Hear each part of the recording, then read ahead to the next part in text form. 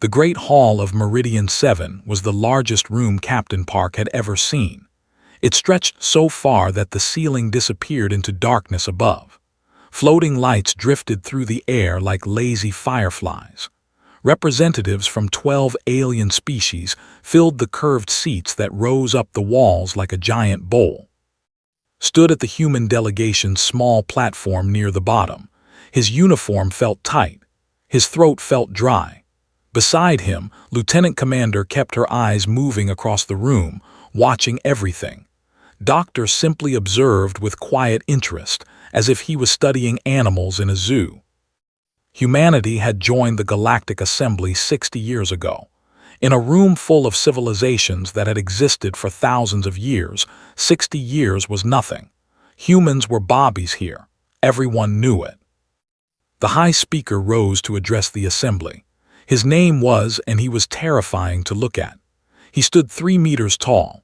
His body was covered in natural armor that looked like black stone. His eyes glowed a soft orange, and when he spoke, his voice filled the entire hall without any help from machines. "We gather today to discuss the matter of resource sharing along the outer rim," began. His tone was calm but carried weight.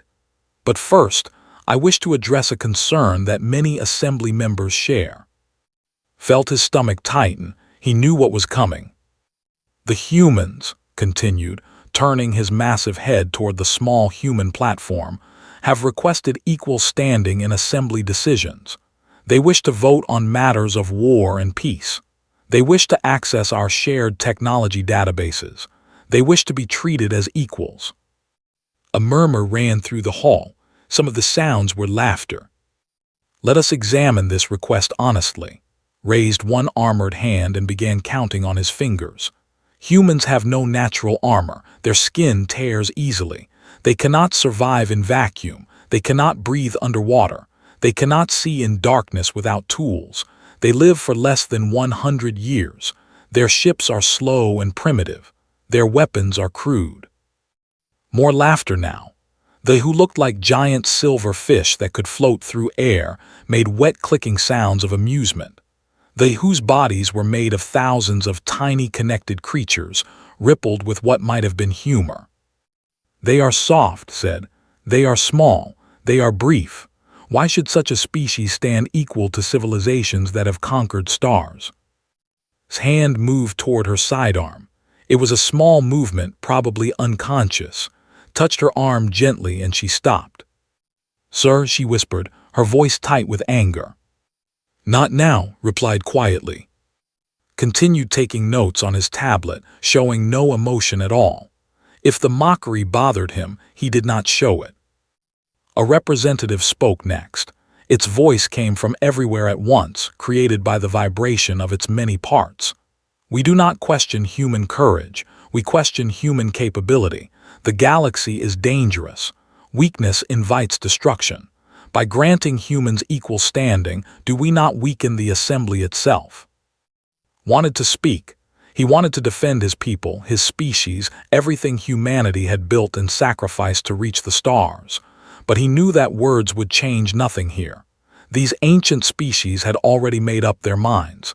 Humans were young. Humans were fragile. Humans were lesser. The debate continued for another hour. No one asked the human delegation to speak. They were discussed like furniture, like a problem to be solved, not people to be heard. When the session ended, led his team back to their quarters in silence. The corridors of Meridian 7 were wide enough for the largest species, which made the humans look even smaller as they walked. "I'm going to remember every face that laughed," said once they were alone. "Remembering won't change anything," replied calmly. "They judge us by biology. Biology is not destiny." Said nothing. He sat by the window and looked out at the stars. Somewhere out there was Earth, the small blue world that had given birth to his species. Humans had crawled out of caves, built cities, split atoms, and reached for the heavens. They had done all of this without armor, without natural weapons, without thousands of years of advancement. They had done it through stubbornness, through refusal to quit, through a simple belief that tomorrow could be better than today. "Sir," said suddenly. She was looking at her communication device. "Emergency transmission coming through. Priority Alpha." Stood quickly, source. Prime's face had gone pale. "They're under attack, unknown enemy. Their fleet is, sir, their fleet is being destroyed." The door to their quarters burst open. A soldier stood there, breathing hard. Behind him, alarms began to sound throughout the station. "The assembly is reconvening," the soldier said. "High Speaker is requesting emergency aid." Followed the soldier back to the Great Hall. The mood had completely changed. Fear filled the air like smoke. Holographic displays showed Prime under siege. Strange black ships, shaped like insects, swarmed across the planet's orbit. They moved without pattern, without formation, attacking everything they touched. "Harvesters," someone whispered, "the machine plague." Stood at the center of the hall. For the first time, saw something other than pride in the High Speaker's eyes. He saw terror. "The assembly must respond," said. His voice was not as strong as before. "We request immediate military assistance. Our people are dying."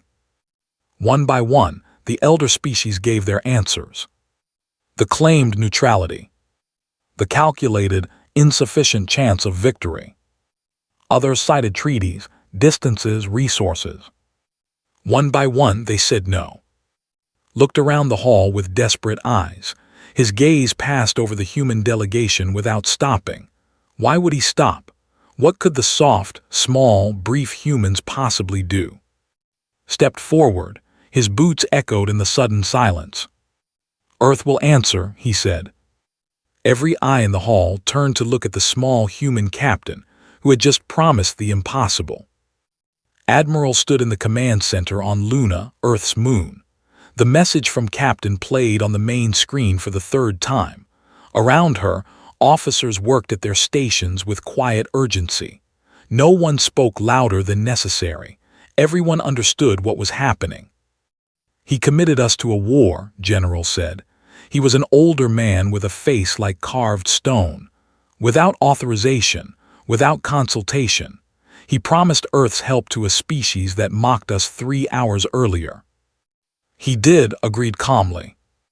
"And what do you intend to do about it, Admiral?" Turned to face him. She was not a tall woman, but something in her eyes made taller people feel small. "I intend to keep his promise." The argument that followed lasted 20 minutes. Politicians joined through holographic links. They spoke about resources, risks, public opinion. They reminded that they had laughed at humanity. They asked why human soldiers should die for aliens who considered them inferior. Let them talk until they ran out of words. Then she spoke. "Because they need help, that's enough." She ended the call before anyone could respond. Then she turned to her staff. "I want the 7th Expeditionary Fleet ready to launch in 18 hours. Every ship that can fly, every soldier that can fight. Move." The next hours became a blur of activity. Ships powered up in orbital docks. Supply shuttles raced between stations. Soldiers grabbed their gear and ran to transport vessels. Among them was Sergeant Han. He was 32 years old with a quiet face and steady hands. He had been a Marine for 10 years. He had fought pirates in the asteroid belt and rebels on Mars. He had never fought aliens. He had never even seen a harvester. His squad gathered in the loading bay of the transport ship Hammer. 12 Marines, young and nervous. They checked their rifles, tightened their armor, and tried not to think too hard about what waited for them. Corporal O sat next to. She was small, sharp-tongued, and the best shot in the squad. She was also the only one brave enough to ask the question everyone was thinking. "Sergeant, why are we doing this?" Looked at her, "Doing what?" "Risking our lives for them. Though they said we were prey, they laughed at us." Around them, other Marines pretended not to listen, but knew they all wanted an answer. "I heard them laugh," said, "I remember." "So why are we going?" Finished checking his rifle, he looked at his squad, at their young faces and worried eyes. "Because proving them wrong means nothing if we let them die. We're not doing this for respect. We're doing this because it's right. Was quiet for a moment, then she nodded slowly. Okay, Sergeant, that's a good enough reason. On the UNSC Endurance, which would lead the fleet, Doctor worked without rest. He had not slept since the assembly meeting. His laboratory was covered in holographic displays showing harvester attack patterns, ship movements, and energy signatures. Ensign helped him. She was 24 years old, fresh from the academy and terrified. But she was also brilliant with data and needed her skills. They're machines, said, studying the footage from Prime. But they don't move like any machines I've seen. They adapt too quickly. They're networked, replied. His eyes never left the data. Every harvester is connected to every other harvester. They share information instantly. That's why the fleet failed. Every tactic they tried was countered immediately. How do we fight something like that? Did not answer. He was watching a small detail in the footage, something he had noticed 20 minutes ago. A pause. Every 73 minutes, the harvester ships went still for exactly 4 seconds. Then they continued attacking. There, he said, pointing. Do you see it? Leaned closer. They stopped. Why did they stop? They're synchronizing, updating their network. For 4 seconds every 73 minutes, they're vulnerable. 4 seconds isn't much time. Smiled for the first time in hours. It was not a happy smile. It was the smile of a man who had found a crack in an impossible wall. 4 seconds is enough if we're fast, if we're precise, if we're human. He sent his findings to Captain immediately. The fleet launched 6 hours later, 42 ships carrying 12,000 humans. They were not the strongest fleet in the galaxy. They were not the most advanced. Their armor was thin, their weapons were simple, and their crews were young. But they were going anyway. Admiral stood on the bridge of her flagship, the UNSC Resolve. The stars stretched into lines as the fleet entered hyperspace. In 6 hours, they would arrive at Prime.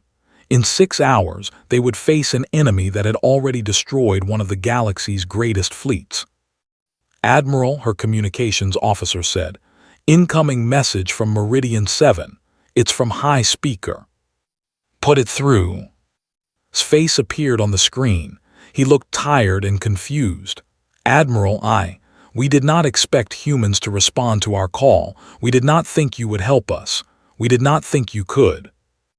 Then you don't know humans very well, replied. Why, after what was said about your species, after the mockery, why would you come? Thought about the question. She thought about her grandmother who had survived the food wars on Earth. She thought about her father who had died building the first human colony on Mars.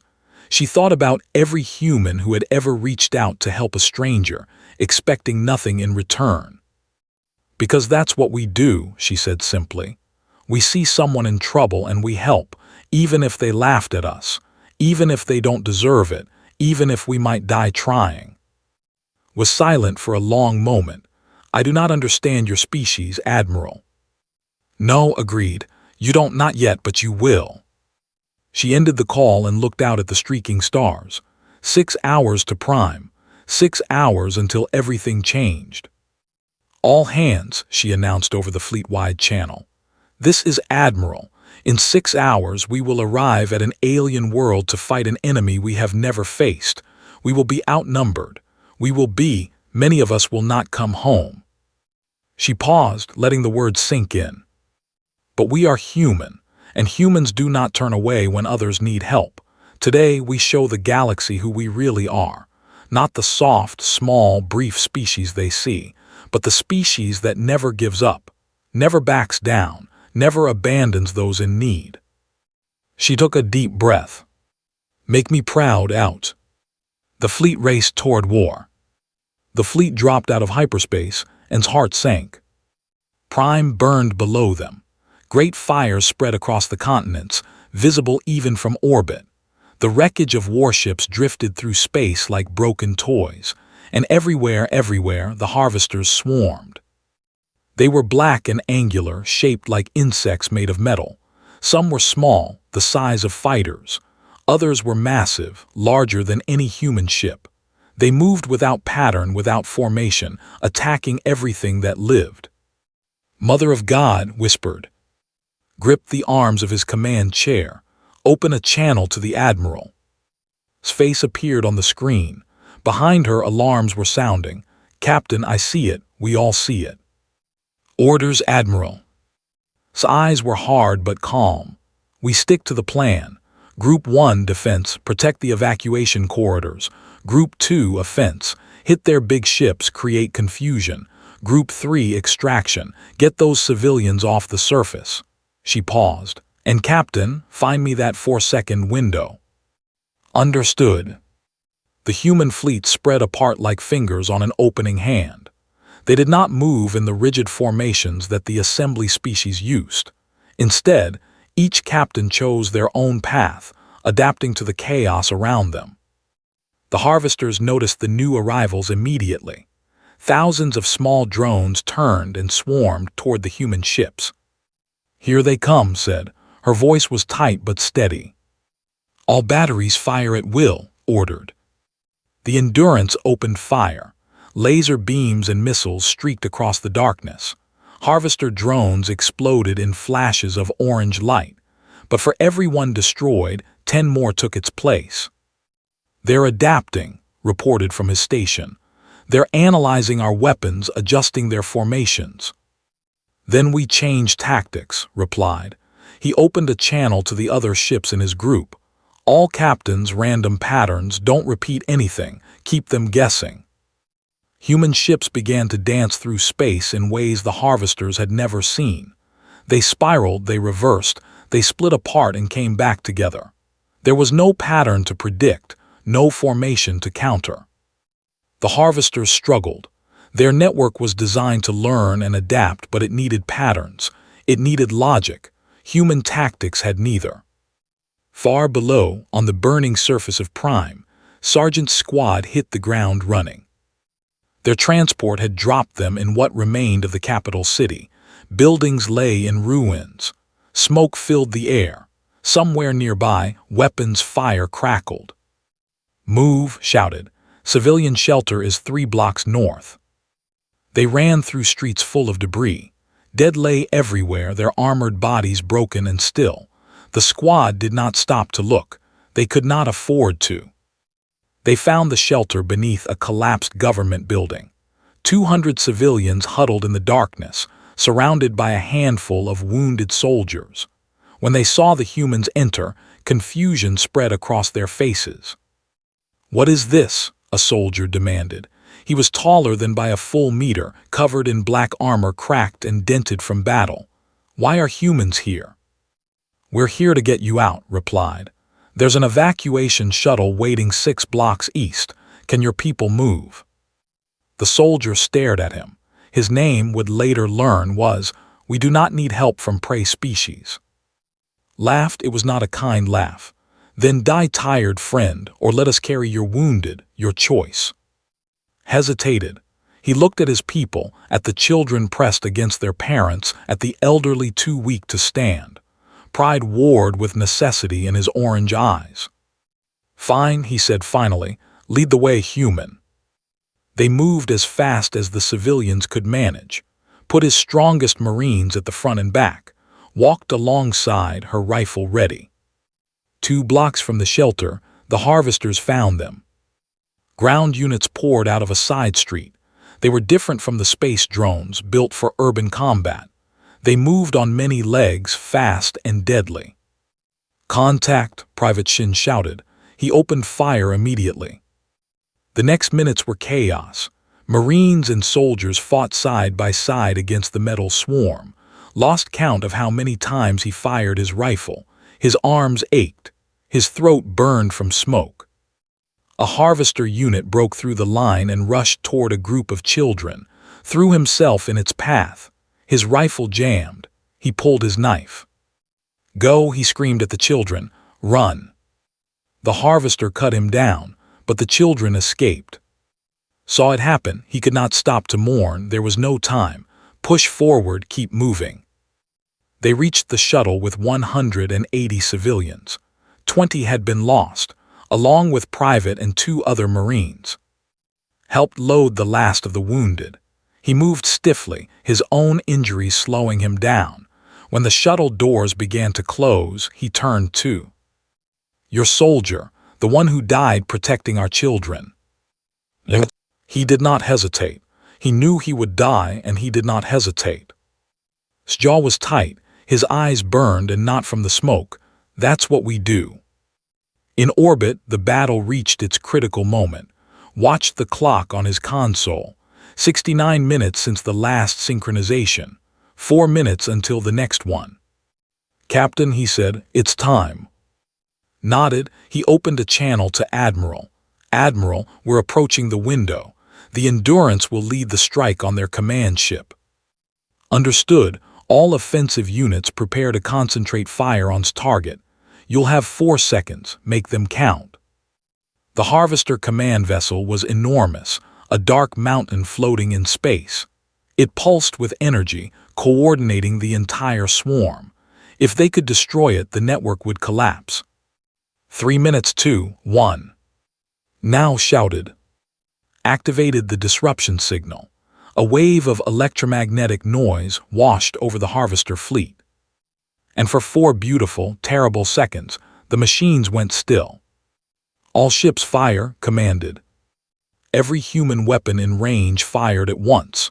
Missiles, lasers, everything they had. The concentrated firepower hit the command vessel like a hammer. The explosion was visible from the planet's surface. When the light faded, the command vessel was gone, and across the battlefield the Harvester swarm began to break apart. Without coordination, the machines turned on each other, flew in random directions, or simply stopped moving. "We did it," breathed. "We actually did it." Slumped back in his chair. Around him, his crew was cheering, but he could not join them. He thought of the ships they had lost, the people who would not go home. "Begin rescue operations," he ordered quietly. "Find our survivors, find theirs. This isn't over yet." The battle was won, but the cost was just beginning to reveal itself. The silence after battle was worse than the noise during it. Admiral walked through the medical bay of the Resolve. The room stretched on, filled with beds, filled with wounded. The smell of blood and medicine hung heavy in the air. Doctors and nurses moved between patients, their faces exhausted but determined. Stopped at each bed. She knew every name. She had sent every one of them into battle. That responsibility weighed on her like a stone on her chest. Lieutenant No lay in a bed near the window. He was 26 years old. 8 hours ago, he had been a pilot. Now he was a man with no legs, staring at the ceiling with empty eyes. Sat beside him. She did not speak immediately. Sometimes there were no words that could help. "Admiral," said finally, his voice was hoarse. "They tell me I saved a transport full of children, 43 of them." "You did." "My ship was hit. I could have ejected, but the transport was in the way. If I ejected, the debris would have." He stopped, swallowed. "I stayed with my ship, guided it away. The doctors say it's a miracle I survived." Took his hand. It was cold. "Do you regret it?" Thought about the question for a long time. "No," he said at last. 43 children, that's worth more than my legs." "It is," agreed, "but that doesn't make it easier." "No, it doesn't." She sat with him for another 10 minutes. Then she stood, squeezed his hand one last time, and continued her walk through the ward. 11 ships destroyed, 2,000 personnel lost, countless others wounded. The numbers played in her mind like a song she could not stop hearing. On the surface of Prime, Sargent stood in what remained of a city park. Grass had once grown here. Children had once played. Now there was only ash and rubble. His squad had been reduced from 12 to 7. 5 Marines were gone. Park, Nam, 5 names he would carry for the rest of his life. Stood beside him. She was not making jokes anymore. Her face was pale, her eyes red. "We should say something," she said quietly, "for them." Nodded, He did not know what to say. He had never been good with words. "They were good soldiers," he began slowly. "They were good people. They came here knowing they might not go home. They came anyway, because that's what we do. We don't leave people behind. We don't abandon those who need help." He paused, his throat was tight. Died protecting children he had never met, children of a species that called us weak. He didn't hesitate. He didn't think about whether they deserved it. He just acted, because that's who he was. Wiped her eyes. They would have done the same for any of us. Yes, they would have. They stood in silence for a while, then straightened his shoulders. "Come on, there's more work to do. Survivors still need finding." Found them an hour later. The soldier was carrying someone on his back. When he got closer, recognized specialist, the squad's medic. She had been wounded treating injured and had collapsed from blood loss. "I found her in the hospital ruins," said. He set her down gently on a stretcher. She was still trying to bandage a child's wounds, even though she herself was bleeding. Knelt beside, she was unconscious but breathing. The medical team rushed her away. "She will live?" asked. "She's tough, she'll make it." Was quiet for a moment, then he spoke again. "I called your kind weak. At the assembly, I laughed. I remember. I was wrong." The words seemed to cost him something. His armor-plated face showed something had never expected to see from a shame. "I watched your soldiers die today, not for glory, not for territory, for strangers, for people who mock them. That's what humans do. I am beginning to understand that." Extended his massive armored hand, recognized the gesture. It was a human gesture, not a one, had learned it. "I would be honored to fight beside you again, Sergeant." Took his hand. The grip could have crushed his bones, but it was gentle. "The honor would be mine." In orbit, the Endurance drifted among the debris. The ship was badly damaged. Half its systems were offline, but it was still flying. Barely. Captain stood on the bridge looking out at the stars. Was beside him, her arm in a sling from a shrapnel wound. Was at his station, running calculations even now. "The harvesters will return," said quietly. "This was not their full force. We hurt them, but we didn't destroy them." "I know," replied. "The next time will be harder." "I know that too." A communication came through. It was high speaker, broadcasting from the surface. His voice echoed across the entire communication network and unknowingly across assembly channels throughout the sector. "People have said, today we witnessed something impossible. We were abandoned by our allies, betrayed by those we called friends. Our fleet was destroyed. Our cities burned. We faced extinction." He paused. When he spoke again, his voice was different, softer, full of wonder. "And then the humans came, the species we mocked, the species we called soft, small, and brief. They came when no one else would. They bled for us. They died for us. They saved us." Across the fleet, humans listened in silence. "Remember this day," continued. "Remember what the humans did. Remember who answered when we called for help. Not the ancient empires, not the mighty civilizations. The humans, the ones we thought were weak." His voice broke slightly. "We owe them a debt we can never repay, but we can start by never forgetting. The humans came. When all others turned away, the humans came." The broadcast ended. Sat down heavily in his command chair. He was exhausted beyond words, but somewhere inside him, beneath the grief and the weariness, he felt something warm. Pride, not the pride of victory, the pride of doing what was right. "Sir," said quietly, "what now?" Looked at the stars. Somewhere out there the harvesters were regrouping. Somewhere out there new battles waited. "Now we go home," he said. "We bury our dead, we repair our ships, and we get ready." Ready for what? He thought of dying to save children. He thought of giving his legs to protect a transport. He thought of bleeding while she treated strangers. "Ready to do it again," he said, "as many times as it takes." 3 months passed like a slow dream. Ships were repaired, wounds were healed, the dead were buried with full honors. Earth mourned, but Earth also celebrated. The news of what the Seventh Fleet had done spread across every human colony. Children learned the names of heroes. Parents told stories of sacrifice. And across the galaxy, the other species watched. The Galactic Assembly called a new summit. This time, it was not held on Meridian 7. It was held on Prime itself, in a great hall rebuilt from the ruins. The Had insisted. They wanted the Assembly to see what had happened. They wanted them to see what humans had done. Captain walked into the hall with his crew. The Endurance had been repaired better than before. New armor, new weapons, but the same crew minus those who would never return. Walked beside him, her arm fully healed now. Followed, his tablet tucked under his arm. Ensign stayed close to him, no longer afraid but still nervous. The hall was full. All 12 species had sent representatives. But this time, when the human delegation entered, something strange happened. They rose from their seats. Then one by one, every species in the hall stood. Even those who had refused to help. Even those who had laughed 3 months ago. They stood in silence as the humans walked to their platform. Did not know what to say.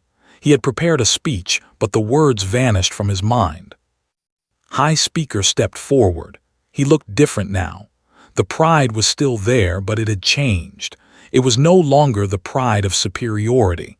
It was the pride of someone who had learned a hard lesson.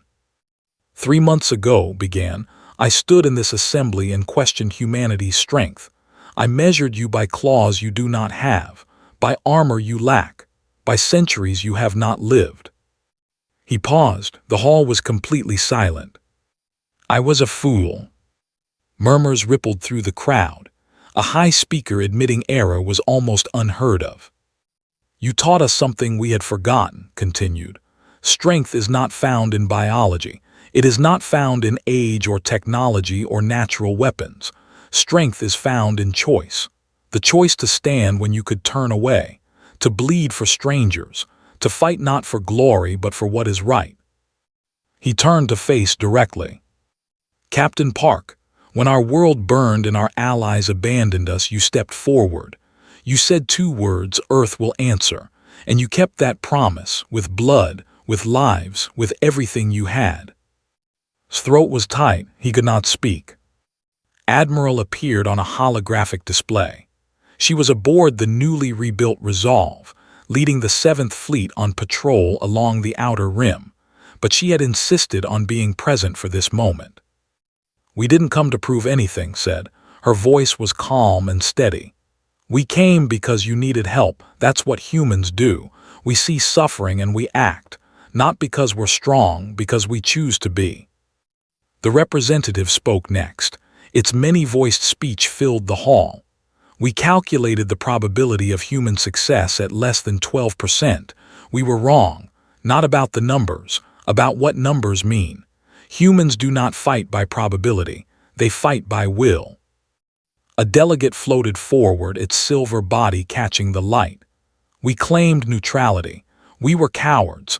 Neutrality in the face of evil is not wisdom, it is surrender. The humans reminded us of this truth. Other species added their voices. One by one, they acknowledged what humans had done, not just the victory but the sacrifice. The 2,000 who did not come home, the ships that would never fly again. When the speeches ended, made an announcement that shocked the entire hall. The people formally request a permanent alliance with Earth, not as superior to inferior, not as elder to younger, as equals, as partners, as friends. The word hung in the air. Friends. It was not a word the assembly used often. Finally found his voice. We accept. Earth has always been willing to stand with those who stand with us. Over the following weeks, more changes came. Doctor joined the Assembly Science Council, sharing human medical and tactical data freely. His condition was simple. The knowledge must be used to protect, not to harm. The council agreed. Ensign led the first joint research team with scientists. They studied harvester technology together, searching for weaknesses. They found more than weaknesses. They found the beginning of a real defense. Sergeant returned to Prime at invitation. He trained soldiers in human tactics, flexibility, adaptation, teamwork. Served as his assistant, still sharp-tongued but now respected even by the proudest warriors. "You move too rigidly," she told a group of recruits. "You think like machines. That's why the machines beat you. Think like humans, be unpredictable, be stubborn. Be too stupid to know when you've lost." The recruits did not understand at first, but they learned. The harvesters had not been defeated. They had retreated to regroup. Intelligence reports suggested they were building new forces, adapting to human tactics. The next battle would come. Everyone knew it. But something had changed in the galaxy, something fundamental. When the elder species looked at humanity now, they no longer saw a small, soft, short-lived species without natural weapons. They saw something far more dangerous. They saw a species that refused to abandon those in need. In his quarters aboard the rebuilt Endurance, Captain sat by the window and read the names of the fallen one more time. 2,000 names. 2,000 stories that had ended so that others could continue. Park Num and so many more. He closed the file and looked out at the stars. Somewhere out there, the harvesters were waiting. Somewhere out there, new threats were forming. The galaxy was vast and dangerous, and humanity was still young. But they were no longer alone. Entered without knocking. She had given up on formality months ago. "Admiral wants to speak with you. Something about a distress call from the outer rim." Another one. Another one, this time from the Harvester Scouts in their territory. He straightened his uniform. He looked at the stars one more time. "Tell the Admiral we're on our way." Smiled, it was a tired smile but a real one. "I already did." As the Endurance powered up its engines and set course for the new mission, spoke quietly to himself. Maybe he was speaking to the stars. Maybe he was speaking to the fallen. Maybe he was speaking to the future. "We'll be ready." The ship jumped to hyperspace, carrying its human crew toward another battle, another chance to prove what humanity truly was.